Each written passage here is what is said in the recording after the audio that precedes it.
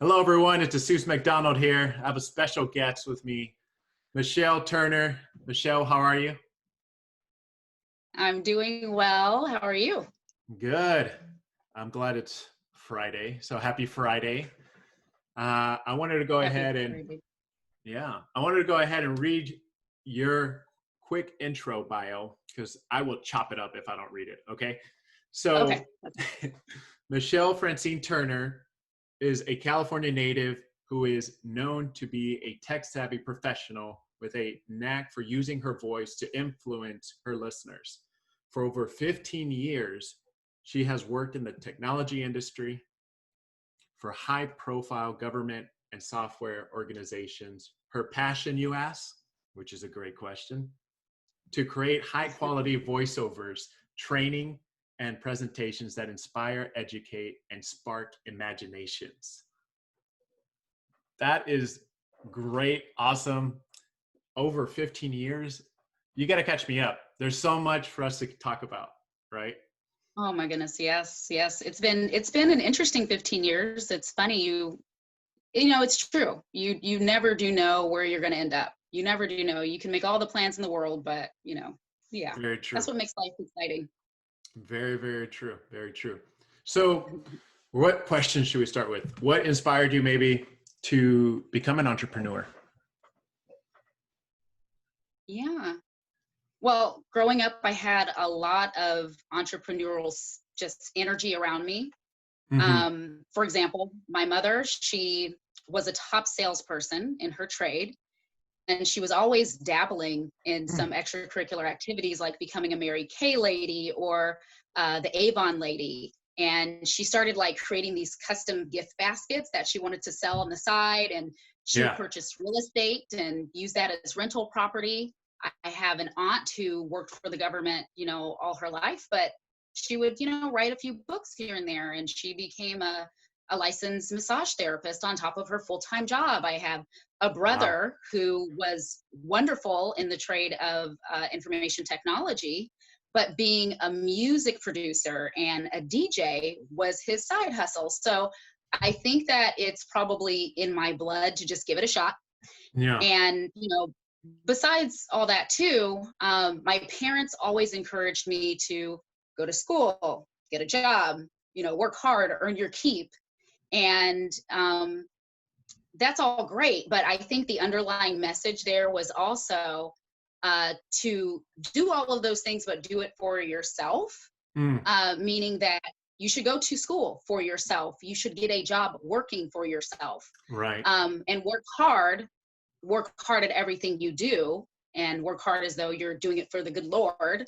But also too, earn your keep so that you can leave a legacy for yourself and those you leave behind as well. So I I think that with all the lessons they tried to teach me, that's what resonated the most about what it means to be an entrepreneur and what it means to become one. So Nice. Nice. So, you've worked for big name companies here in Silicon Valley. What did you learn from that? And did that play into being an entrepreneur or help in any way? yeah, well, yeah, actually, in a lot of ways. I started working for a marketing automation company. Hmm. And I stepped into that particular position after being laid off from another job. And I have a strong background in tech.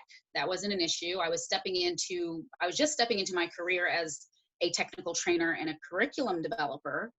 Um, but focusing on marketing software, or specifically the topic of marketing, I had no clue what marketing was, how to do Right. it, what it meant. I know technology very well. So, me teaching software, that's not so far fetched, but understanding things like attribution, what? I don't know. Um, Campaigning. What is a campaign? I have no clue. So I had to ramp up pretty quickly to understand marketing speak and translate that well when I was standing in front of an audience in a classroom to teach the technology pieces and understand the business needs of my learners in the classroom, and why is it important, and how is it that this particular software is going to solve a business problem you have around marketing. Right. And with that, I started figuring out what marketing is. I started understanding technique. And so I That's already interesting. had the geeky technology piece behind me, right? Growing up, I would be into creating MIDI music, or, creating little simple videos and playing with microphones and things like that. So that wasn't new to me, but the marketing piece was.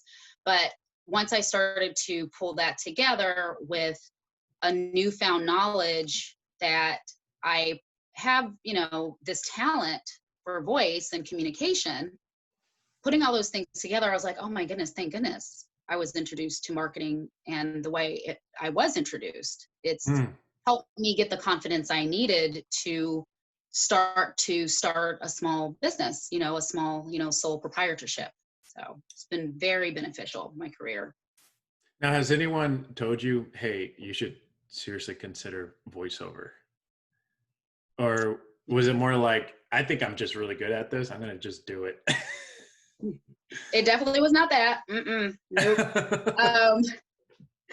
Um, I was working for the government at the time. My first job coming out of college was as an IT specialist, and that holds a lot of different meanings in the government world. But I happened to be working as a web developer at the time, and when you work for the government, it's not unusual for you to be pulled into briefings Right. or trainings, and give these presentations in front of gosh, like top faculty member, and there were admirals and what have you in the room. And so after the end of any briefing I would deliver, I would get really good feedback from my colleagues. Michelle, you did a great job with that presentation. You really commanded the room. You were able to instruct and hold people's attention. You're very articulate. Gosh, you're a great public speaker. And I thought to myself, that's great and all, but a big audience frightens me to death, frankly. Um, but with that, I did discover a new passion. The new passion was, kind of turning away from a sole focus on technology and getting into educational technology, or education as a whole. And what I appreciated about delivering those presentations was when I was instructing people. So I went for my CompTIA certification Interesting. to become a technical trainer. And in that process of preparing for my certification exam, my instructor said to me, because I have to, do a lesson in front of a group of other people, do a couple of rounds of that. At the end, he would say, do you know that you have a voice for radio? And I go, psst, what? And he's like, no, really, really, really, no. You are very articulate. You have a smooth voice. You can hold attention of your audience. That's what makes up a lot of, great TV show and radio hosts. I'm serious. I'm like, Right. huh. So I walked away from that, and really, after I passed my certification exam, that thought always stuck with me. It's like, wow, I have this newfound talent, and that was really exciting. So That is awesome. So it's interesting because you went from, the whole geeking out technology, and then you also, it kind of almost resonated, like there was synergy there with teaching others, right? So most people don't have that, where they're like, I want to do this and I want to do that. Like, it takes a while for people to figure out what they're passionate about, what they're really good at doing. But it seems like you found that out pretty quickly. yeah, I hope it was quick enough. I wonder sometimes, because I feel, when I look at, gosh, I mean, young people today are doing such amazing things. And I mean, they're starting off young with entrepreneurship, and that blows my mind. I was not nearly as brave and courageous as I see a lot of youth And today. no, I've seen Um, kids that are like, I call them kids. It's like 14, they feel like kids to us. Yeah, yeah, right. Yeah, 14, right? I'm yeah, 14. I have 15 million subscribers on YouTube. I'm doing this and that. And I'm just like, what were you doing at 12? And I know. well, how did you do that? What's going on? What's your story, right? Must be the Wheaties, something. No, definitely. So what do you like specifically about, teaching technology? I know you don't like speaking in front of people, but I'm sure you've gotten really good at it over time, right? And even from this interview, you're really good at articulating everything, right? So Thank I, you. I see that you're collective, you articulate everything well. I do agree with folks that have told you about you should be a radio talk host. You should do all these things. You definitely have the voice to do it. Thank you. Thank you. Yeah, when it comes to teaching, I think I have this curiosity in general about how people learn and how they apply themselves. I don't know why. I don't know where it came from. I The underlying thing I think with teaching is that I'm helping somebody in some way. I'm helping them to better themselves, to develop a Right. skill, just something that's going to help make their lives easier. Hmm. And then the more analytical side of me is like very curious as to how do people learn best. And so that's part of the reason why I, ended up going back to college to pursue my master's degree in education. I was really just curious about that. Hmm. But at the end of the day, I prided myself when I was a full-time technical trainer. I prided myself in being able to walk into a classroom, help somebody solve a unique or a complex business need with technology tools and just bounce, right? And then hear later that they're doing it. They're launching their product finally. They're finally implementing that software and they're making some progress. So it's nice to know that I was a part of that. So That's awesome. That's awesome. So why voiceover? I mean, you could have gone in like 1,000 different directions, right? I sure could You have. could have been a podcast host. You could have done a radio talk show, right? But Hmm. I'm just curious, why voiceover? I think it's a really good way for me to excel at something, to express myself, to perform safely behind closed doors without a big audience. I'm just being honest. I am Love it. okay with being locked up in a padded room and expressing myself. I think it comes easier that way. It's a little easier for me that way. So part of it is probably the introvert in me, right? Mm-hmm.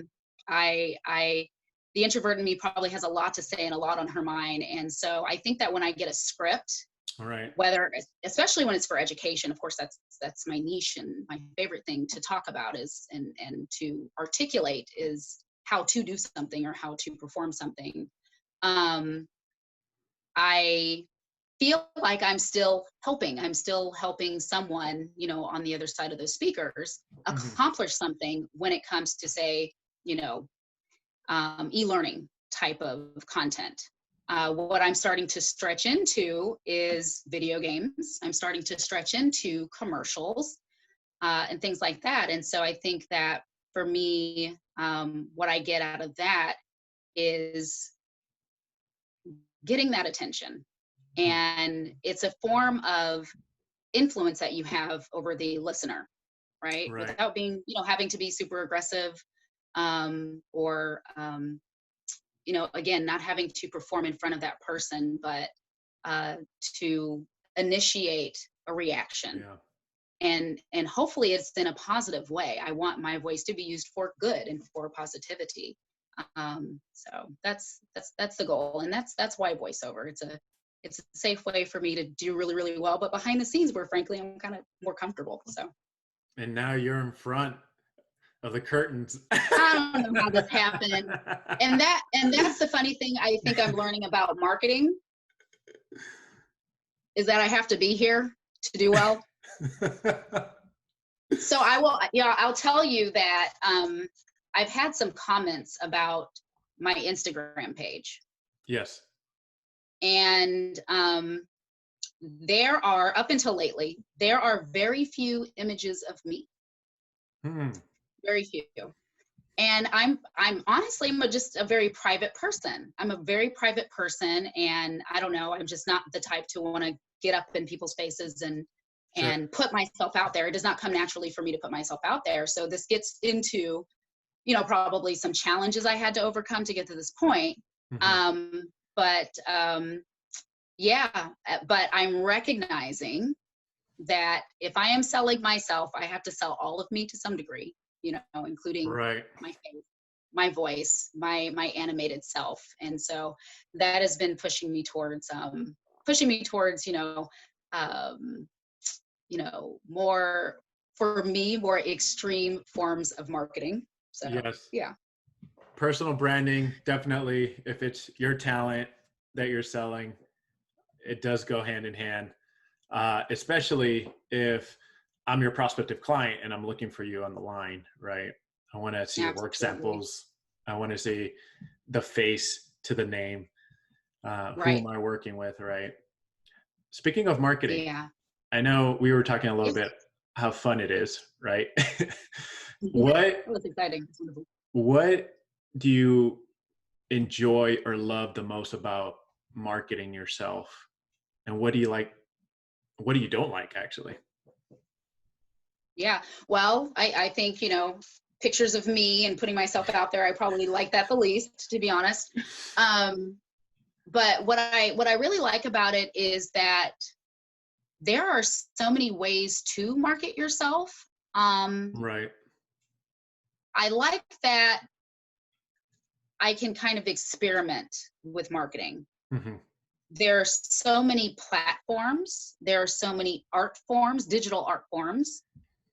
There's so much opportunity out there, especially when you're a tech savvy person too, and it's a requirement in today's day and age.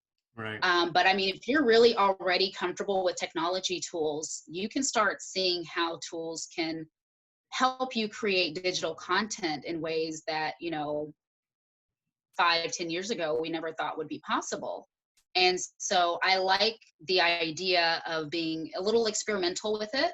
Hmm. um, I like being able to, I have set forms of content that I put out there as a form of marketing. And so I like playing with those. I've thought about ways to switch it up, to create different types of content to market myself. So I think that's my favorite thing about the whole thing. The branding yourself and putting yourself out there, that's a challenge, but the ways in which you can do it, you can become very, very creative with it. So Right. No, you're definitely doing a great job with it. In regards to what's your favorite to marketing, what's your favorite social media platform? it is definitely Instagram. Absolutely. Um, it allows people to, it forces people to use imagery as a form of marketing. And I love that lately I've been connecting with a lot of other voiceover artists, and I get to see all kinds of things, whether it's their children or their studio setup. I That's love looking awesome. at people's studio setups or their computers or their mics and whatever. Um, it allows me to delve into my geekier interests as well. So I get to, look at some sci-fi stuff and weird collector's items and things like that. Um, it just really tickles my senses, I think, and the engagement in my experience, and maybe it's just how I'm marketing. Maybe it's doing well at the moment, but the engagement seems to be a lot better for me personally and what I'm trying to accomplish. And I'm using other tools as well. Hmm. Um, but that is my absolute favorite. My most experimental, I'm kind of about at the moment, that I started diving into was Twitch. Are you familiar with Twitch? Yes, for gamers. Yes. People think gamers. I like to think of it as the YouTube of geeks and nerds, basically. And yeah, growing up, I was totally into that. I was a PC gamer, and I would play all these action adventure games. I'm terrible at shooters. Don't ask me. Actually, ask me and I'll try. But um, I had this thought. I have a little bit more time now with, COVID, Hmm. and I miss playing video games. I hadn't touched I have an Oculus Rift, and I hadn't touched it in like 4 months, just due to a lot of things going on in my personal life. But, just also to the fact that I'm just like overwhelmingly busy, and Right. there's certain games you're playing by yourself. So I, started kind of looking at some influencers that I follow, people that are, helping others out there start their own businesses, for example, or voiceover artists as well. And I started thinking about Twitch. Twitch is interesting because you're streaming, and whoever is streaming, yes, it is about the game typically, or there's other content on there as well, but most people think about gaming. Right. They're playing a game, but they're also utilizing their voice to Hmm. connect with the community that's watching them. And I am my most relaxed when I'm gaming, whether it's a board game or a video game or a computer game.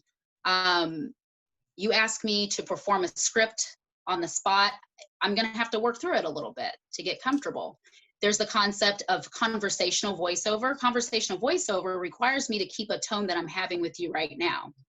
And I don't keep that typically when I'm forced to have to use it. I can't do it on the spot. But I'm conversational when I'm playing a video game. I'm conversational when I'm talking to Jesus, on a video call.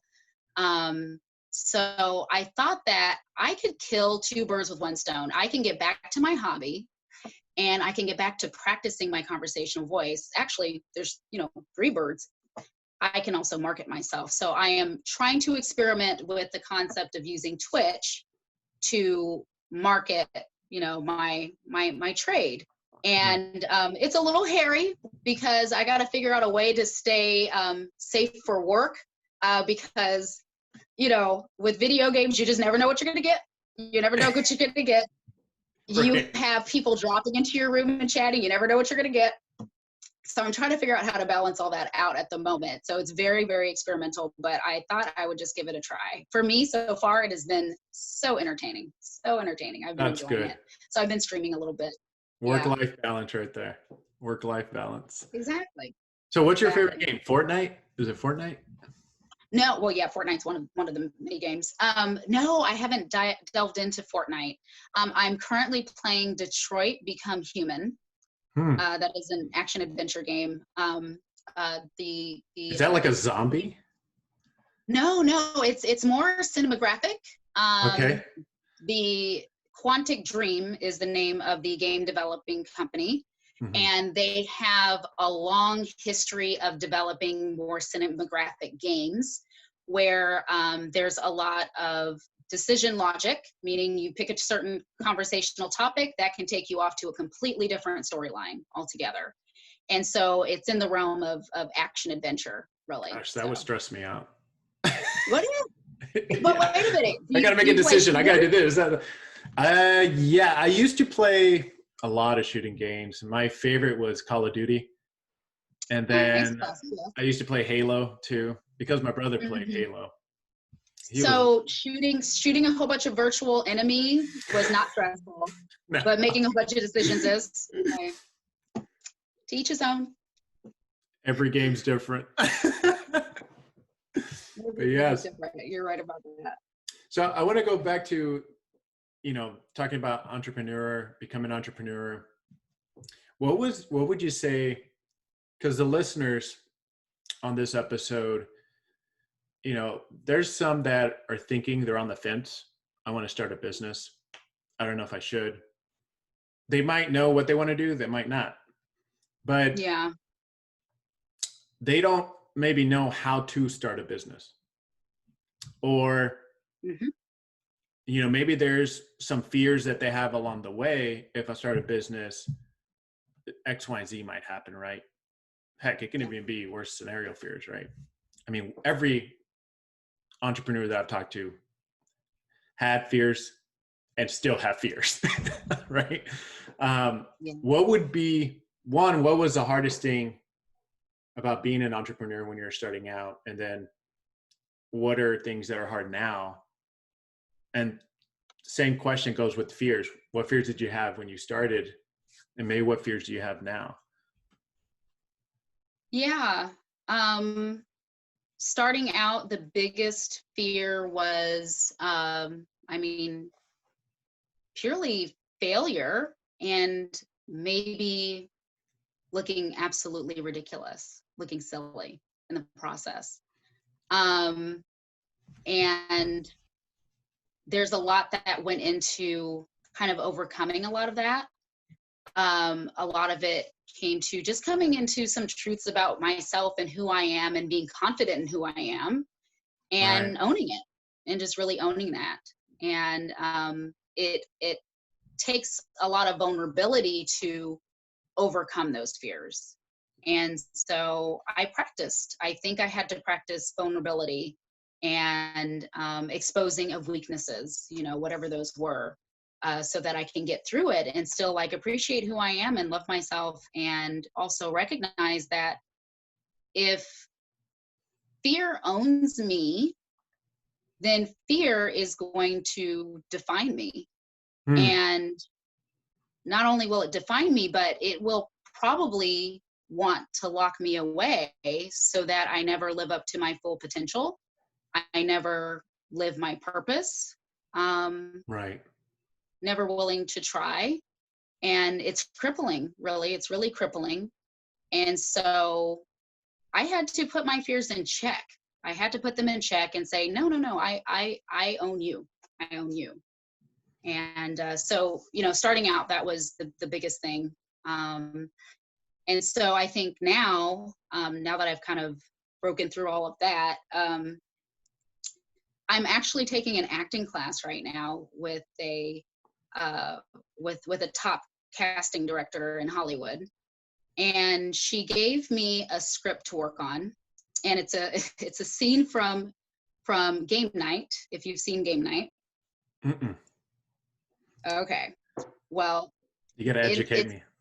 yeah, it's the movie. It's a movie where all these couples get together for a game night at one of their friends' houses, and then it literally turns into some crazy murder mystery. That's it. So Oh it's a pretty gosh. good comedy. I've seen it before, and it's a good film. It's a good film. So I highly suggest it. You and Caroline have got to watch it. And so she gave me a scene where I'm playing Sarah, who is on a date with this guy named Ryan. And so she's like, okay, Michelle, do a cold reading. It's where you don't even rehearse, you just read through it and you feel it Hmm. out. So I read through it. She's like, okay, how about you do this, this, that, and the other? I'm like, okay, yeah, yeah, oh, yeah, yeah, I got it. I read through it. She goes, okay, Michelle, I'm going to need for you to act ridiculous. Just be ridiculous. You know all the comical points because I can tell you're changing your tone. I know you are a funny person, but I need for you to relax and just be ridiculous. And I said to her, well, I didn't say this. I said to her in my mind, I said, lady, you don't know me very well. I do not do ridiculous. I just don't. And so my fear is that if I don't get comfortable with the concept of relaxing and Hmm. acting any type of role that comes my way, that is going to narrow my playing field when it comes to Right. the voiceover business. It is going to keep me away from opportunities. So right now, I think that's probably my biggest fear. How am I going to get over this hump? How am I going to relax? And for me, a lot of it is that I'm being asked to do something on the spot. I'm not in my little booth behind me. Right. Wedged in and safe, and where I feel comfortable being more expressive. But it is important that I am capable of doing that. And so yeah, that's a work in progress. That's a big fear. There's still that underlying fear of just looking absolutely ridiculous, I guess. But I've come a long way. I've come a long way. Yeah. I mean, being put on the spot is always stressful, increases anxiety. It And does. wow, thanks for Yeah. sharing. That's one is vulnerable. Thanks for sharing, about the fears, because they're real and it's your Yeah. story. And a lot of entrepreneurs, small business owners, they experience that. And I love how in touch you are with those. You'd be surprised how many times I've asked, other entrepreneurs, and they're like, fears? What are you talking about? And I'm like, got it. You are not aware of your fears. You have not They're identified stoic. them. Just stoic. Yeah. Totally. But you can totally see past them and see Sure. they're terrified. They're terrified right now. So I love that you're fully aware, in touch with those fears. And thanks for being vulnerable and sharing that. That is awesome. So Oh, thank you. last question that I have, because I know we're getting close to time here. We're going to have to probably do a part 2, is from doing, voiceover, you had to get a lot of equipment. Well, maybe not a lot, right? What kind of equipment do you have? And tell me the process. And we might not even have the full time to go through it, to do your own studio. To me, I was following you on Instagram. I'll be brief. And I was enjoying it. I was like, heart, like. I think there's only heart. There's no like button. But I was like, Yeah. oh my gosh, I feel like I know how her week went. Good. I'm glad. Yeah, I'll be quick about it. Last year when I launched my website, I did a 3-part blog on, how to build your in-home sound booth. And it details, I think, very nicely, all of my starter equipment, right? So I have my booth that I built, and that was a good, about $450 worth of material, and then blood, sweat, and tears. And then I got an audio interface device. That's an Apollo Twin.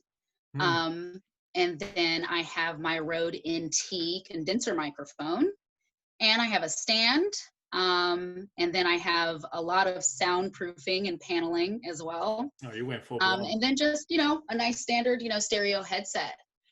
And so that's everything I got to just really get started and focus on the voiceover work. Due to COVID, one of the symptoms of the illness is an insatiable, desire to go on Amazon and buy more microphones for some reason when you really don't need them. So I got more, and I plan on using them pretty soon to experiment with them and play with them. So that's I got some Lex Pro stereo microphones, so I'm gonna see if I can do something fun and clever with them. So you gotta post that on Instagram. It's one of my love it. Yes. So yeah. So in a nutshell, that's all of my equipment. Nice. And closing, Michelle, you've been a great guest. In closing, I want to know, what type of projects do you like taking on? Because also the people that are listening to the show, they are CEOs, marketing professionals, from CMO, VP of marketing, director of marketing, heck, anything with marketing in the title, that's what they do. Right. So, yeah. And it's just not Silicon Valley, this is across the United States too. But if they're looking for voiceover talent, what would be the best type of project that you like? What's your favorite? I know you do it all, but I just want to know your favorite. Yeah, I would say my favorite is probably anything instructional. I think I operate as a great announcer. So if, a trainer or an instructor or an announcer role is necessary, I think I'm your lady. And, for fun, it has been delving into, the more character roles, such as gaming spots as well. Nice. And I'll openly admit it's a new world for me in regards to gaming, but I feel, very, very confident. It just all depends on that role and the persona, and do I fit that mold that maybe, marketing directors and their counterparts are developing out there. So love it. Lastly, guys, thanks for listening to the show as well too. I'm going to put Michelle Francine Turner email, social media, anything website related on the bottom of this video. And thanks for being on the show, Michelle. No, thank you, Jesus. I appreciate you reaching out. I really do. It was great to see you. Yeah, same here.